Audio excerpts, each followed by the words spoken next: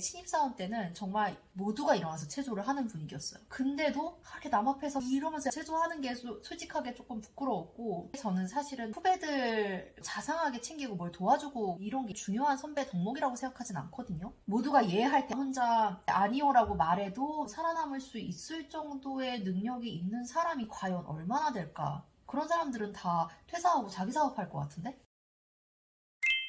오늘은 지난번에 이어서 서울 자가의 대기업 다니는 김 부장 이야기 3화 리뷰를 시작해보도록 할게요.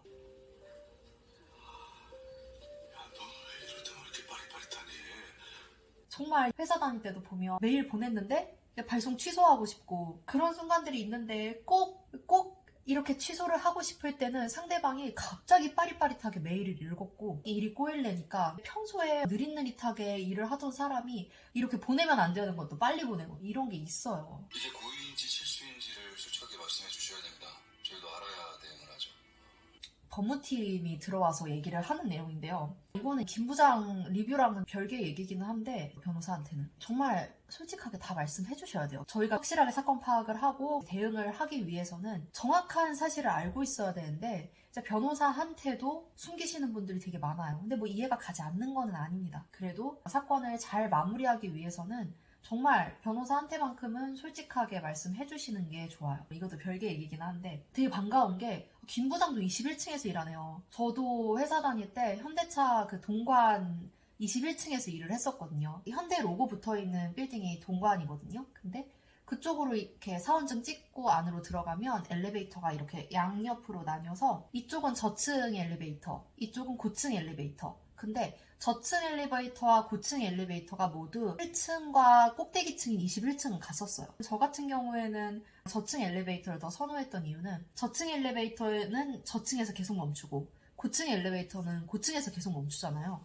근데 저층 엘리베이터에서는 저층에서 계속 멈추다가 딱 이제 어느 시점부터는 21층 갈 때까지 그냥 비어 있잖아요. 엘리베이터가 통통. 그냥 그게 되게 좋았었던 것 같아요. 대기업에서 이런 영세한 공복 시설까지 사기를 쳐요, 사기를. 정말 죄송합니다. 근데 책임자는 같이 안 왔어요? 이게 되게 저는 사실은 이 장면에 대해서 좀 크게 다가오긴 했었거든요. 저도 회사 다니면서 봤을 때 정말 직급이 위로 올라갈수록 연차가 쌓일수록 훨씬 더 배울 점이 많고 책임감 있게 업무를 하시는 분들이 대부분이기는 했어요. 근데 정말 간혹 아닌 분들도 계시긴 했거든요. 확실히 본인이 앞장서서 내가 내 밑에 애들 좀 방패막이가 돼주겠다 하는 선배와 그렇지 않은 선배가 분명히 있고, 저는 사실은 밑에 후배들 자상하게 챙기고 뭘 도와주고 이런 게 중요한 선배 덕목이라고 생각하진 않거든요. 물론 그런 선배랑 같이 일하면 좋기는 하겠죠. 근데 이 사람의 역량이라든지 인성을 평가할 때는 사실은 그런 부분보다는 이 사람이 좀 까칠하더라도 본인이 같이 일하는 자기 밑에 애들에 대해서 확실히 책임지려는 생각을 가지고 있는지 아니면 책임을 떠넘기려고 하는지, 이게 저는 굉장히 중요한 상사의 역량 중에 하나라고 생각을 하거든요. 오늘 같은 날은 뭐 김현식 한번 하지 뭐. 애들 다 같이 오는 거지. 시간 되는 사람들만 하나 먹지 오지 말고 이따 다 같이 봐. 자율 참석이라고 하는데 실질적으로 이거 자율 참석이 아니죠. 물론 가끔 눈에 띄게 능력자인 분들 있기는 하잖아요. 그런 분들의 경우에는 나 진짜 시간 안 돼. 회식도 막 한 달 전에 미리 알려주세요. 이런 분들 계시기는 하다는 얘기를 제가 다른 사람들 통해서 들었어요. 저는 제가 봤던 분들 중에는 그런 분들은 없었던 것 같고, 대기업이라는 조직 안에서는 내가 내 일을 잘하는 것도 중요하지만 남하고 결국은 협업해서 결과를 내는 거잖아요. 그렇다 보니까 사회성 좋은 거, 남들 다 하는 거 같이 하는 거, 남들이 하지 않는 거는 나도 안 하는 거, 이런 자세가 아무래도 대기업에서 인정받기에는 중요한 요소 중에 하나가 아닐까 싶어요. 그리고 사실 능력이라는 게 대기업 들어올 정도면 다 어느 정도 똑똑하신 분들이겠죠? 근데 그렇다 보니까 능력이 상향 평준화가 되어 있어요. 그래서 그 사람들 사이에서 모두가 예할 때 혼자 아니오라고 말해도 살아남을 수 있을 정도의 능력이 있는 사람이 과연 얼마나 될까? 잘 모르겠어요. 그런 사람들은 다 퇴사하고 자기 사업할 것 같은데? 부장님 너무 미워하지 마. 저 안 미워해요. 많이 받는 사람이 많이 책임지는 게 당연한 거 아닌가요? 제가 아까도 이 말 했었던 것 같은데 위로 올라갈수록 책임을 져야 되는 구조잖아요. 회사에서 일을 하다 보면 엑셀 파일 만들고 막 보고서 작업하고 이런 거는 연차 낮을수록 더 많이 하는 것 같거든요. 차장, 부장, 임원 이렇게 위로 올라갈수록 책상 앞에 앉아서 뭐 문서 작업을 한다든지 야근을 한다든지 할 일은 별로 없어요. 근데도 이분들이 돈을 많이 받아가는 이유는 그분들이 내리는 그 결정의 중요함 때문이기도 하지만 결정으로 인해서 나오는 어떤 결과에 대한 책임을 져야 되는 그런 구조이기 때문인 것 같아요. 그래서 사원들일 땐 내가 이 일 못해도 사수한테 혼나고 팀장님한테 혼나면 끝이잖아요. 근데 위로 올라가면 올라갈수록 내가 이제 결정 내린 그 일의 결과가 잘못되면 심하게는 집에 갈 수도 있는, 그래서 사원, 대리, 과장, 차장, 부장, 임원 다 요구되는 역량이 되게 다른 것 같고요. 니들 봐. 나오지 마.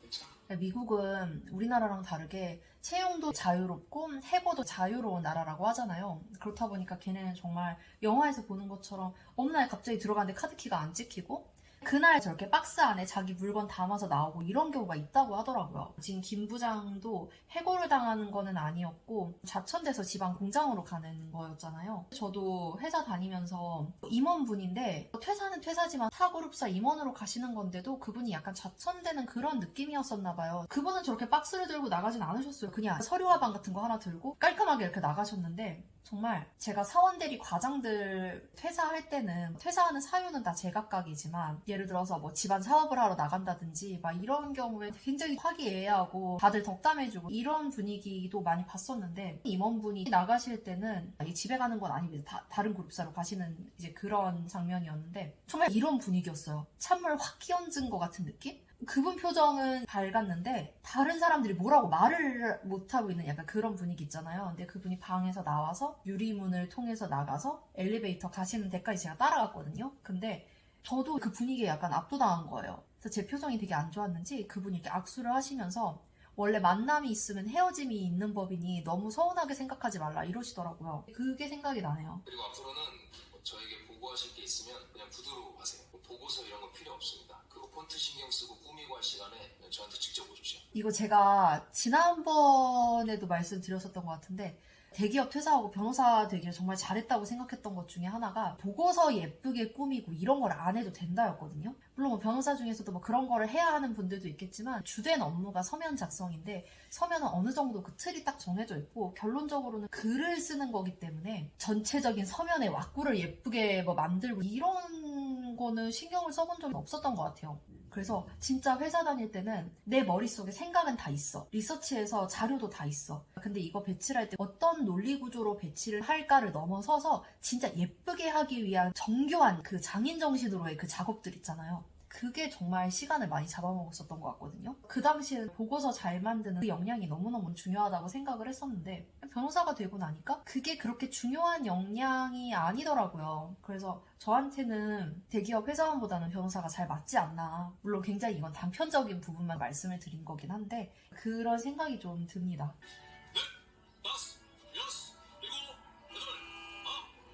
회사 다닐 때 아침 체조가 있었어요. 이게 각 층마다 TV가 몇 개가 있었거든요. 그 당시에 8시부터 업무가 시작이었는데 8시였나? 뭐 8시 2분 전이었나? 아침 체조가 나와요. 이게 약간 부서마다 분위기가 좀 다른 것 같아요. 어떤 부서는 진짜 체조 안 하는 곳도 있고 어떤 부서는 전원이 일어나서 체조를 하고 또 어떤 부서는 하는 사람 하고 많은 사람 말고 신입사원 때는 정말 모두가 일어나서 체조를 하는 분위기였어요. 저는 다행히 신입사원 때는 자리가 되게 뒤편이었기 때문에 다행히 제가 체조하는 걸 남이 보고 막 이런 건 없었어요. 팀장님 정도가 뒤에서 보시는 정도? 근데도 이렇게 남 앞에서 이러면서 체조하는 게 솔직하게 조금 부끄러웠고 특히나 뭐 전날 뭐 회식을 했다거나 해가지고선 다음날 체조하면 좀 어지럽더라고요. 그래서 그게 좀 스트레스였던 것 같은데 제가 이제 팀을 옮기면서 다른 층을 가게 되니까 특히 약간 TFT 같이 작은 팀에 소속이 되어 있었을 때는 다른 팀들이 있는데 셋방살이를 했었거든요.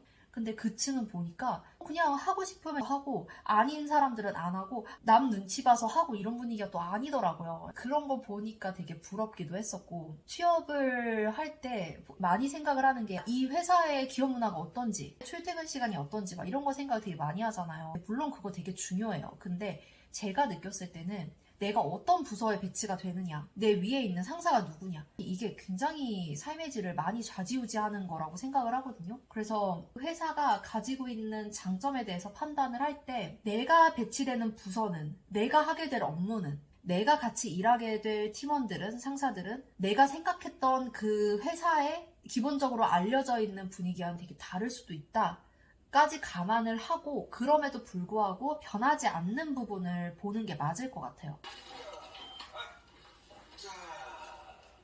당신 저녁 안 먹었지? 내가 전구를 아주 파게 때려줄게. 이거는 회사 얘기는 아닌데 진짜 내조라는 게 이런 거구나, 그런 게 좀 느껴졌었던 것 같아요. 이렇게 방에 갔는데 술병 널려져 있고 환경이 너무 안 좋고 그러면 굉장히 좀 짠하면서 이런 데서 어떻게 살았어? 왜 이러고 살았어? 이런 반응들이 많이들 나오잖아요. 근데 이 사람이 오죽하면 이렇게 살고 있을까, 상대에 대한 되게 믿음이 있는 거죠. 이렇게 행동하는 게 항상 정답은 아닐 수도 있고, 또 그만큼 김 부장이 몇십 년간 결혼생활, 직장생활을 하면서 보여줬던 그런 믿음이 있었기 때문에 분이 이렇게 행동을 할 수 있었겠지만, 그냥 이 장면을 보면서 다른 게 내조가 아니고 이런 게 내조구나, 약간 그런 생각이 좀 들었어요. 벌써 어느새 제가 6화까지 지금 김 부장을 봤는데요. 저는 아무래도 본사에서 5년간 근무했던 경험만 있다 보니까 김 부장이 좌천된 다음부터는 제가 리뷰할 내용이 많이 없을 수도 있을 것 같긴 해요. 그래서 이제 그 부분은 여러분들한테 꼭 얘기하고 싶은 부분이 있을지 보면서 해보는 걸로 할게요. 그럼 지금까지 제 리뷰 봐주셔서 감사하고요. 다음번에는 또 새로운 영상으로 찾아오도록 할게요.